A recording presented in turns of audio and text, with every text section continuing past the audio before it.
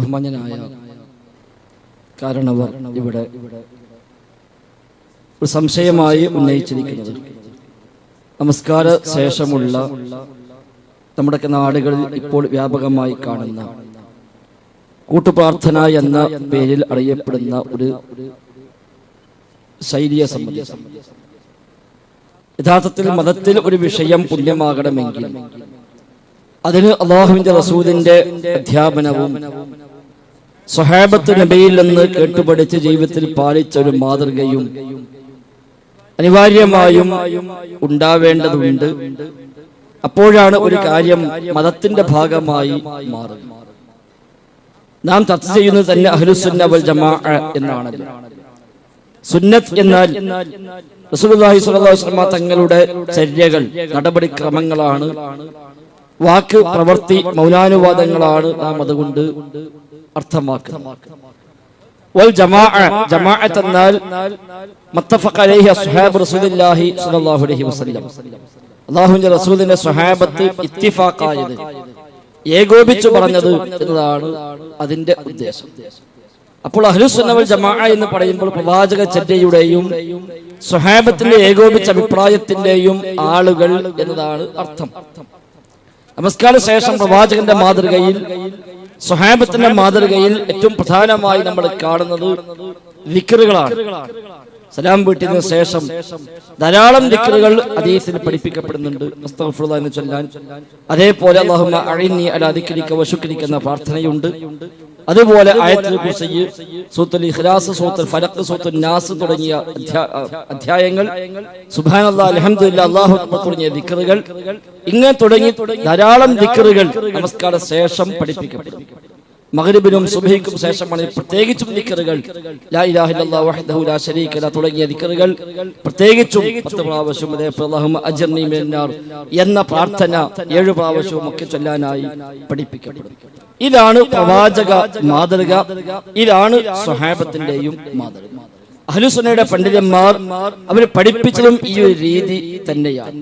എന്തോ കാരണവശാൽ നമ്മുടെ നാടുകളൊക്കെ കുറച്ച് കാലങ്ങളായി അതിൽ നിന്ന് മാറുകയും, എന്നിട്ട് ഇമാമ് നിന്ന ഉസ്താദ് ഉറക്കെ പ്രാർത്ഥിക്കുകയും പിറകിലുള്ള ആളുകൾ ആമീൻ പറഞ്ഞ് പിരിയുകയും ചെയ്യുന്ന സാഹചര്യമാണ് നമ്മുടെ നാട്ടിൽ കുറച്ച് കാലങ്ങളായി. നമ്മുടെ നാട്ടിൽ മാത്രമല്ല, ലോകത്ത് പല ഭാഗത്തും അങ്ങനെ നടന്നുകൊണ്ടിരിക്കുന്നുണ്ട്. അധികം പഴക്കം ഈ സമ്പ്രദായങ്ങൾക്ക് ഇല്ല. ഏറി വന്നാൽ ഫിഖ്ഹിന്റെ ഗ്രന്ഥങ്ങളിൽ, പണ്ഡിതന്മാരുടെ ചർച്ചകളിൽ ഇതുമായി ബന്ധപ്പെട്ട ചർച്ചകൾ നമ്മളൊക്കെ കണ്ടിടത്തോളം അവിടെയൊക്കെയുള്ളത് ഏറി വന്നാൽ മഅ്മൂമികളെ പഠിപ്പിക്കാൻ വേണ്ടി ചെയ്യാം എന്ന് പറഞ്ഞ ചില അഭിപ്രായങ്ങളുണ്ട് എന്ന് ഒഴിച്ചാൽ അതൊരു സുന്നത്തായി സ്ഥിരമായി ചെയ്യേണ്ട രീതിയായി, നമസ്കാര ശേഷമുള്ള ഒരു മര്യാദയായി അങ്ങനെ പഠിപ്പിക്കപ്പെട്ടവർ അധികമൊന്നും അഹ്ലുസുന്നയുടെ ആദ്യകാല നേതാക്കൾ നമുക്ക് കാണാൻ സാധിക്കുന്നില്ല. പിൽക്കാലക്കാരായ ചില പണ്ഡിതന്മാരാണ് പിന്നെ അതിന് വ്യാഖ്യാനങ്ങൾ നൽകി മറ്റു ചില പഴുതുകൾ കൂടി ഉണ്ടാക്കി വെച്ച് അത് സുന്നത്താണ് എന്ന തരത്തിലേക്ക് കൊണ്ടുവന്നത്. പിൽക്കാലക്കാരായ ചില കർമ്മശാസ്ത്ര പണ്ഡിതന്മാരുടെ അവിടെ ഫിഖ്ഹിയായ ചില തലനാഴിക ചർച്ചകളിൽ നിന്നാണ് എന്ന് മനസ്സിലാക്കാൻ സാധിക്കും. പ്രാർത്ഥനയുടെ ഏറ്റവും അടിസ്ഥാനപരമായ അത് രീതി തന്നെ പരമാവധി സ്വകാര്യമാക്കുക എന്നതാണ്. ഒരു ദുആ എത്ര സ്വകാര്യമാകുന്നുവോ അത്രയും അത് ഖൈറാണ്, അഫ്ളലാണ് എന്നാണ്. ഉറക്കെ പറയാൻ മാത്രം പറ്റുന്നവയാണ് ഉറക്കെയാക്കാൻ പഠിപ്പിക്കപ്പെട്ടത്, അല്ലാത്തവയൊക്കെ പതുക്കെയാക്കാൻ. അദ്ദേഹം തന്നെ സൂചിപ്പിച്ച സൂറത്ത് അറാഫിലെ വചനം, ഉദ്ഉ റബ്ബക്കും തളർറുഅൻ വഖുഫിയ ഇന്നഹു ലാ യുഹിബ്ബുൽ മുഅ്തദീൻ എന്ന ആയത്ത്. നിങ്ങൾ റഹ്മാനായ റബ്ബിനോട് ദുആ ചെയ്യണം, തളർറുഅൻ വഖുഫിയ, താഴ്മയോടെയും ഗോപ്യമായും സ്വകാര്യമായും നിങ്ങൾ റബ്ബിനോട് ദുആ ചെയ്യണം എന്നതിനു ശേഷം അല്ലാഹു തആല പറഞ്ഞത് ഇന്നഹു ലാ യുഹിബ്ബുൽ മുഅ്തദീൻ, അതിര് വിടുന്നവരെ അല്ലാഹു ഇഷ്ടപ്പെടുക ഇല്ല എന്നാണ്. ദുആയിൽ അതിര് വിടുന്നവർ എന്നാൽ എന്താണ്? ഖുർആൻ മുഫസ്സിറുകൾ ധാരാളമായി അതുമായി ബന്ധപ്പെട്ട് പരിചയപ്പെടുത്തി കാണാൻ കഴിയും. വളരെ നീട്ടി വലിച്ചുള്ള പ്രാർത്ഥനകൾ അതിരുവിട്ട പ്രാർത്ഥനകളാണ്. ഹറാമായ നിൽക്കുന്ന പ്രാർത്ഥനകൾ അതിരുവിട്ട പ്രാർത്ഥനകളാണ് എന്ന പോലെ അമിതമായ ശബ്ദത്തിലുള്ള പ്രാർത്ഥനകൾ അതിരുവിട്ട പ്രാർത്ഥനകളാണ്. പ്രഗത്ഭനായ താബിഈ ഹസൻ ബസ്രി റഹിമഹുല്ലാ 500ഓളം സ്വഹാബിമാരെ കണ്ട് അവരിൽ നിന്ന് ദീനു പഠിച്ച താബിഈയാണ് ഹസൻ ബസ്രി റഹിമഹുല്ലാ. അഹ്ലുസുന്നയുടെ നേതാക്കന്മാരിൽ ഏറ്റവും പ്രഗത്ഭന്മാരായ നേതാക്കളിൽപ്പെട്ടവരാണ് ഹസൻ ബസ്രി റഹിമഹുല്ലാ. അദ്ദേഹത്തിന്റെ കാലഘട്ടത്തിൽ അദ്ദേഹം ഹിജ്റ 110 അദ്ദേഹം മരണപ്പെടുന്നത്. അദ്ദേഹത്തിന്റെ കാലഘട്ടത്തിൽ ചില ആളുകൾ പ്രാർത്ഥിച്ചപ്പോൾ ഒന്ന് ശബ്ദം അല്പം കൂടിപ്പോയി. ശബ്ദം കൂട്ടിയതല്ല, അറിയാതെ ശബ്ദം കൂടി. ഈ ശബ്ദം ഉയർന്നപ്പോൾ ഹസൻ ബസ്രി റഹിമഹുല്ലാഹ് പറഞ്ഞു, ഖദ് അദ്റകനാ അഖ്വാമൻ മാ കാന അലാ വജ്ഹിൽ അർളി അമലുൻ യഖ്ദിറൂൻ അൻ യകൂന സിർറ.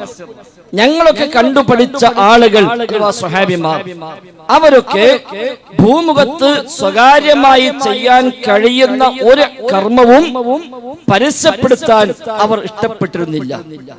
സ്വകാര്യമായി ചെയ്യാൻ കഴിയുന്ന കർമ്മങ്ങൾ പരസ്യപ്പെടുത്താൻ ഇഷ്ടപ്പെട്ടിരുന്നില്ല. ചില കാര്യങ്ങൾ സ്വകാര്യമായി ചെയ്യാൻ കഴിയില്ല. നിസ്കാരം, പള്ളിയിൽ പോയി ജമാഅത്തായി നിസ്കരിക്കുന്നു, സ്വകാര്യമായി ചെയ്യാൻ കഴിയില്ല, അതെല്ലാവരും അറിയും. ഹജ്ജ് സ്വകാര്യമായി ചെയ്യാൻ കഴിയില്ല, അതവിടെ പോയി പരസ്യമായിട്ട് ചെയ്യാൻ കഴിയൂ. എന്നാൽ ദിക്റുകൾ, ദുആകൾ, സദഖകൾ അതൊക്കെ സ്വകാര്യമായി ചെയ്യാൻ കഴിയുന്ന കാര്യമാണ്. സ്വഹാബിമാർ സ്വകാര്യമായി ചെയ്യാൻ കഴിയുന്ന ഒരു കർമ്മവും പരസ്യപ്പെടുത്തൽ ഇഷ്ടപ്പെട്ടിരുന്നില്ല എന്ന് ഹസൻ ബസ്രി റഹ്മത്തുള്ളാഹി പറഞ്ഞിട്ട് ശേഷം അദ്ദേഹം പറയുന്നു, വലഖദ് കാനൽ മുസ്ലിമൂന യജ്തഹിദൂന ഫിദ്ദുആ. മുസ്ലിമീങ്ങൾ അഥവാ സ്വഹാബിമാർ ധാരാളമായി പ്രാർത്ഥിച്ചിട്ടുണ്ട്, പക്ഷേ ഫലാ യുസ്മഉഹും സൗത്തുൻ, അവിടെ പ്രാർത്ഥനയ്ക്ക് ശബ്ദം കേൾക്കുമായിരുന്നില്ല. ഇൻ ഹുവ ഇല്ലൽ ഹംസു ബൈനഹും വബൈന റബ്ബിഹിം. അവരും റബ്ബുമായുള്ള സ്വകാര്യ ഭാഷണങ്ങളായിരുന്നു സ്വഹാബത്തിന്റെ പ്രാർത്ഥനകൾ എന്ന് ഹസൻ ബസ്രി റഹിമഹുല്ലാഹ് ഈ ആയത്ത് ഹസൻ ബസ്രി പറഞ്ഞത് ഈ ആയത്തിന്റെ വ്യാഖ്യാനത്തിൽ ഇമാം അബൂ ഹയ്യാൻ റഹിമഹുല്ലാഹ് അദ്ദേഹത്തിന്റെ തഫ്സീർ ബഹർ മുഹീത്തിൽ രേഖപ്പെടുത്തി വെക്കുന്നുണ്ട്. എന്നിട്ട് അദ്ദേഹം പറയുന്നു, വലൗ ആശൽ ഹസനു ഇലാ ഹാദാ സമാനിൽ അജീബ്.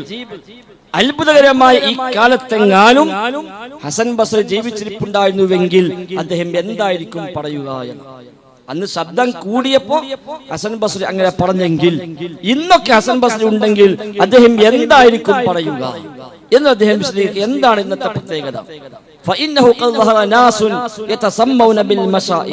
ഇപ്പൊ ചില ആളുകൾ രംഗത്ത് വന്നിരിക്കുന്നു. ഒരു 700 കൊല്ലം മുമ്പ് എഴുതപ്പെട്ട തഫ്സീറാണ്.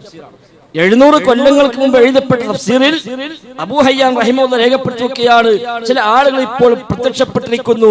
യതസമ്മൗന ബിൽ മശായിഖ്, അവർ ശൈഖുമാർ എന്ന് സ്വയം പേര് സ്വീകരിക്കുന്നു.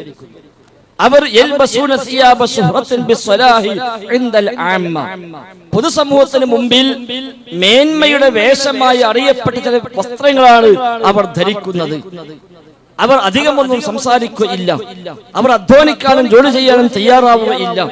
പള്ളികളിലോ അതുപോലുള്ള കേന്ദ്രങ്ങളിലോ അവരങ്ങനെ ചടഞ്ഞുകൂടി ഇരിക്കുന്നു. ആളുകൾ അവരിലേക്ക് ഇങ്ങോട്ട് വന്നുകൊണ്ടിരിക്കുന്നു. ജനങ്ങൾക്ക് അവർ കൈ നീട്ടിക്കൊടുത്തുകൊണ്ടിരിക്കുന്നു, ജനങ്ങൾ ആ കൈ ചുംബിച്ചുകൊണ്ടിരിക്കുന്നു. ഇവർക്ക് കുറെ മുരീദുമാർ, ശിഷ്യഗണങ്ങൾ ഉണ്ട്. ആ ശിഷ്യഗണങ്ങളുടെ പണി യുദീഊന അൻഹും കറാമാത്തിൻ വയറൗന ലഹും മനാമാത്തിൻ. ഈ ശൈഖുമാർക്ക് വേണ്ടി കറാമത്തുകളെ അവർ പറഞ്ഞു പ്രചരിപ്പിക്കുന്നു. ഈ ശൈഖുമാർക്ക് വേണ്ടി അവർ സ്വപ്നങ്ങൾ കണ്ടുകൊണ്ടിരിക്കുന്നു. എന്നിട്ട് അത് രേഖപ്പെടുത്തി അതങ്ങനെ പ്രചരിപ്പിച്ചുകൊണ്ടിരിക്കുന്നു. ഈ ഒരു കാലഘട്ടത്തിൽ എങ്ങാനും ഹസൻ ബസ്രി ഉണ്ടെങ്കിൽ എന്തു പറയുമെന്നാണ് അവസാനം അദ്ദേഹം പറഞ്ഞത്. അവർ ജനങ്ങൾക്ക് ദിക്റുണ്ടാക്കി കൊടുക്കുന്നു, ജനങ്ങൾക്ക് അവർ ദിക്റുണ്ടാക്കി കൊടുക്കുന്നു. ഏതാണ് ദിക്ർ? ലം യഅതി ബിഹാ കിതാബുൻ മുനസ്സൽ വലാ നബിയ്യുൻ മുർസൽ. അല്ലാഹു തആല അയച്ച ഒരു കിതാബിലും പഠിപ്പിച്ചിട്ടില്ലാത്ത, അല്ലാഹു തആല നിയോഗിച്ച ഒരു റസൂലും പഠിപ്പിച്ചിട്ടില്ലാത്ത ദിക്റുകൾ അവ ജനങ്ങൾക്ക് ഉണ്ടാക്കി കൊടുക്കുന്നു എന്ന് അന്ന് പറഞ്ഞെങ്കിൽ ഇന്ന് ഈ കാണുന്ന രീതി അഹ്ലുസുന്നയുടെ പണ്ഡിതന്മാർക്ക് പരിചയമുള്ള രീതിയല്ല എന്നതാണ് നമ്മൾ മനസ്സിലാക്കേണ്ടത്. പറഞ്ഞു വെച്ച് അതിന് അനുകൂലിച്ച പണ്ഡിതന്മാരുടെ പോലും ഗ്രന്ഥങ്ങളിൽ മഅ്മൂമികളെ പഠിപ്പിക്കാൻ വേണ്ടി ചെയ്യാം, പഠിച്ചുവെന്ന് മനസ്സിലായാൽ അവസാനിപ്പിക്കുകയും വേണം എന്ന് പറഞ്ഞതേ കാണൂ. അതും ശരിയല്ല. പഠിപ്പിക്കാൻ മറ്റു വഴികൾ ഉപയോഗപ്പെടുത്തുക എന്നല്ലാതെ അതൊരു പ്രത്യേക പുണ്യമായ ആചാരമായി സുന്നത്തായി കൊണ്ടുവരിക, അത് ചെയ്യാത്തവർ, അതിൽ പങ്കെടുക്കാത്തവർ, സ്വകാര്യമായി പ്രാർത്ഥിക്കുന്നവർ അവരൊക്കെ മോശക്കാരായി മാറുക, ആ രീതിയിലാണ് ഇന്ന് സമൂഹത്തിൽ ചിന്തിക്കുന്നത്. അത് ശരിയല്ല. അബൂ മൂസാ അശ്അരി റളിയല്ലാഹു അൻഹു സ്വഹാബി പറയുന്നു, ഞങ്ങൾ നബിയുടെ കൂടെ പോകുമ്പോൾ, ഞങ്ങൾ കയറ്റം കയറുമ്പോൾ ഉറക്കെ ഞങ്ങൾ തക്ബീർ ചൊല്ലുമായിരുന്നു. അപ്പോൾ നബി തങ്ങൾ ഞങ്ങളോട് പറഞ്ഞു, ഇർബഉ അലാ അൻഫുസികും, നിങ്ങൾ ഒരു മിതത്വം പാലിക്കണം. നിങ്ങൾ വിളിക്കുന്നത് ചെവി കേൾക്കാത്തവനെയല്ല, വിദൂരത്തുള്ളവനെയല്ല, ഇന്നഹു മഅകും സമീഉ സമീഉൻ ഖരീബ്. അല്ലാഹു നിങ്ങളോടൊപ്പമാണ്, എല്ലാം കേൾക്കുന്നവനാണ്, സമീപസ്ഥനാണ്. അതിനാൽ നിങ്ങൾ മിതത്വം പാലിക്കണമെന്ന് റസൂലുള്ളാഹി സ്വല്ലല്ലാഹു അലൈഹി വസല്ലം തങ്ങൾ പഠിപ്പിക്കുകയും ചെയ്തു. അതുകൊണ്ട് അത്തരമൊരു രീതി അഹ്ലുസുന്നക്ക് പരിചയമില്ല. അത് പിൽക്കാലത്ത് കടന്നു വന്നതാണ് എന്നാണ് സൂചിപ്പിക്കാനുള്ളത്. അല്ലാഹു അക്ബർ.